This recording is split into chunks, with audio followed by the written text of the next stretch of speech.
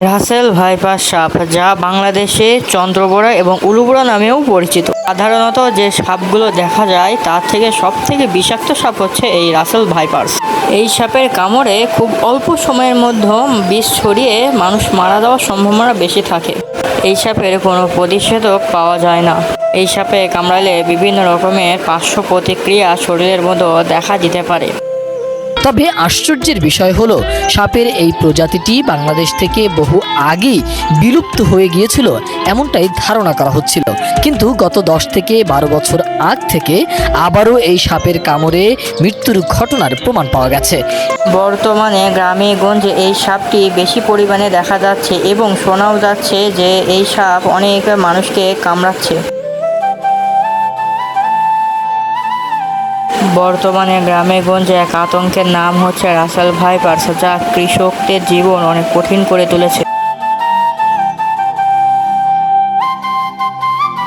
সাধারণত এটি সাদা কালো ডোরা কাটা কাটা দেখতে হয় এবং এটি সম্পূর্ণ অজগর সাপের মতো দেখতে হয়। অনেকজন এটা অজগর ভেবে ভুল করে বসে।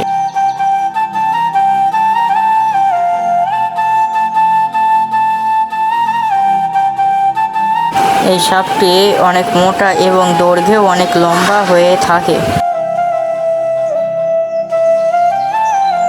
অন্যান্য সাপে কামড়ালে মরে যাওয়ার সম্ভাবনা অতটা বেশি থাকে না, কিন্তু রাসেল ভাইপারের কামড়ে মরে যাওয়ার সম্ভাবনা 99% পর্যন্ত থাকতে পারে।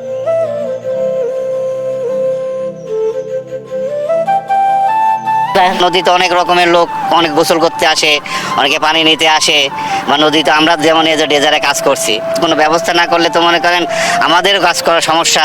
অনেকটা অজগরের মতো দেখতে, 10 কিংবা 15 ফিট লম্বাকৃতির এই সাপ কোথা থেকে এসেছে তা নিয়ে যেন কৌতূহল, যা ছড়িয়ে পড়ছে পদ্মা সহ বিভিন্ন শাখা নদী।